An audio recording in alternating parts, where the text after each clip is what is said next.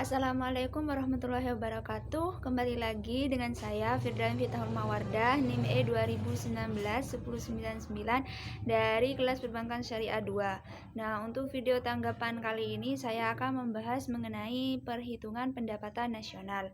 Nah, pendapatan nasional sendiri yaitu adalah nilai total output akhir suatu negara dari semua barang dan jasa yang diproduksi dalam satu tahun. Nah, jadi suatu negara ini menghitung keuntungan dari bulan Januari sampai dengan bulan Desember. Nah, berapa biaya, berapa modal, dan faktor-faktor produksi lainnya.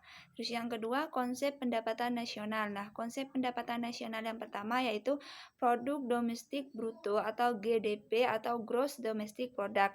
Nah, yang merupakan jumlah produk baik barang maupun jasa yang dihasilkan oleh unit-unit produksi di dalam batas wilayah suatu negara atau domestik dalam satu tahun. Nah, GDP ini memiliki rumus yaitu sebagai berikut. GDP sama dengan pendapatan masyarakat dalam negeri dijumlahkan dengan pendapatan asing luar negeri.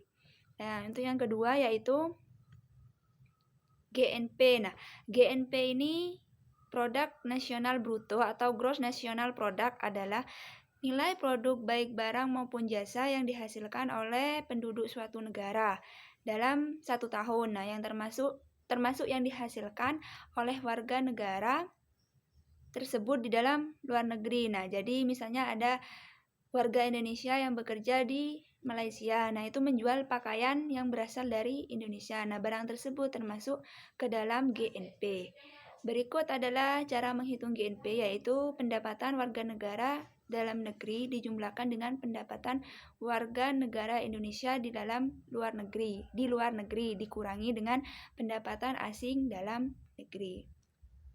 Untuk yang selanjutnya yaitu produk nasional neto atau NNP. Nah, produk nasional neto atau NNP ini adalah nasional kotor dari GNP yang dikurangi penyusutan barang modal. Nah, penyusutan barang modal ini contohnya seperti penyusutan mesin atau bahan-bahan elektronik lainnya. Dapat dirumuskan NNP yaitu sama dengan GNP dikurangi D atau depresi atau juga disebut dengan penyusutan.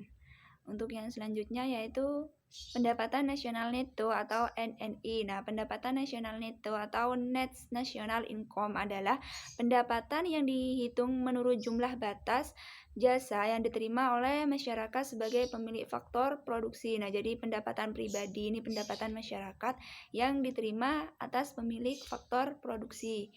Nah, berikut cara menghitung NNI yaitu sama dengan NNP dikurangi pajak tidak langsung. Nah, seperti yang sebelumnya saya jelaskan, pajak tidak langsung itu adalah pajak yang bebannya dapat diwakilkan atau dibebankan kepada pihak lain seperti pajak hadiah, pajak penjualan, dan lain sebagainya.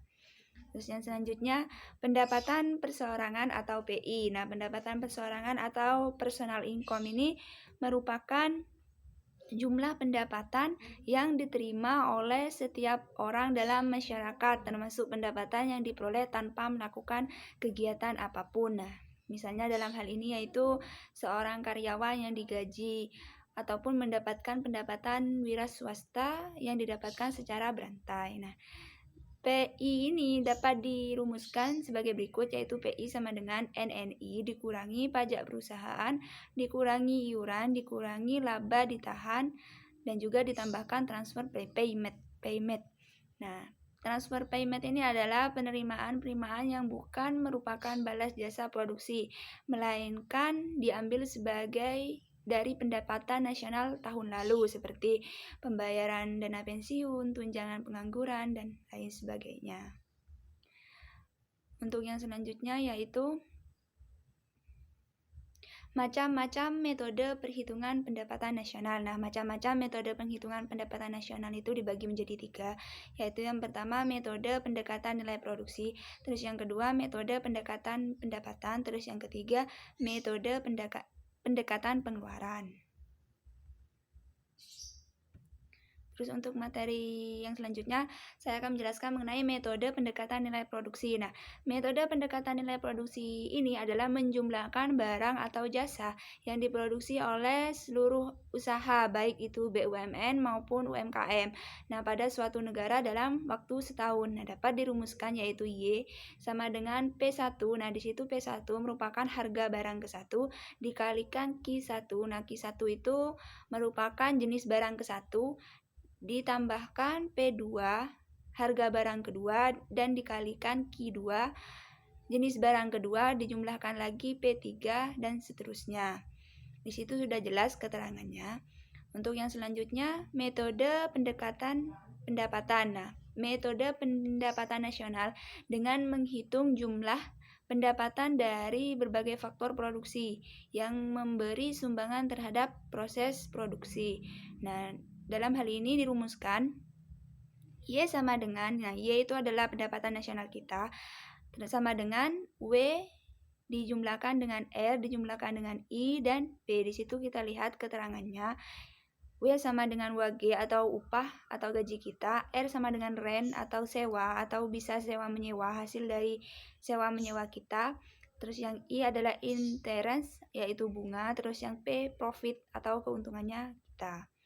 Terus yang selanjutnya metode pendekatan pengeluaran. Nah, metode pendekatan pengeluaran ini adalah jumlah semua pengeluaran dari rumah tangga, perusahaan, pemerintah, masyarakat pada periode tertentu. Nah, jadi metode pendekatan pengeluaran ini jumlah pengeluaran dari semua faktor perusahaan, pemerintah, rumah tangga pada periode tertentu yang dirumuskan sebagai berikut, yaitu Y sama dengan C ditambah I ditambah G ditambah dikurangi X min M. Nah, seperti yang sudah saya jelaskan di materi sebelumnya, X itu adalah ekspor, M itu adalah impor. Nah, untuk materi yang selanjutnya yaitu sumber-sumber pendekatan nasional dalam ekonomi Islam. Nah, yang pertama yaitu ghanimah. Nah, ghanimah di sini adalah harta rampasan perang. Nah, misalnya kita melakukan perang, nah kita menang, nah kita mengambil harta dari lawan yang kalah itu. Nah, kita mengambil harta rampasan. Nah, itu intinya. Terus yang kedua sedekah, yaitu menggunakan hartanya sebagai keperluan umum gitu. Infak yaitu menggunakan hartanya untuk kepentingan umum, misalnya seperti kepentingan pendidikan dan lain sebagainya. Terus yang keempat, zakat itu harta yang dikeluarkan untuk kaum yang kurang mampu dari 2,5% harta kita atau penghasilan kita. Terus yang kelima, user yaitu biaya cukai yang dikenakan kepada eksportir kepada negara Islam. Dan yang dalam hal ini yaitu biaya eksportir terhadap negara Islam. Terus yang keenam, jizyah. Nah, pajak jizyah ini adalah pajak yang dikenakan kepada non-muslim. Nah, pajak ini dikenakan kepada non-muslim yang tinggal di negara Islam. Terus yang selanjutnya khoros. Nah, khoros ini pajak tanah yang dimiliki oleh orang muslim. Terus yang selanjutnya wakaf. Wakaf ini harta yang diserahkan untuk kepentingan umum, misalnya seperti tempat pemakaman umum, masjid, dan lain sebagainya. Terus yang terakhir, pajak tambang dan harta karun. Nah, mungkin sekian penjelasan dari saya. Kurang lebihnya saya mohon maaf. Semoga bermanfaat. Wabillahi taufiq wal hidayah. Wassalamualaikum warahmatullahi wabarakatuh.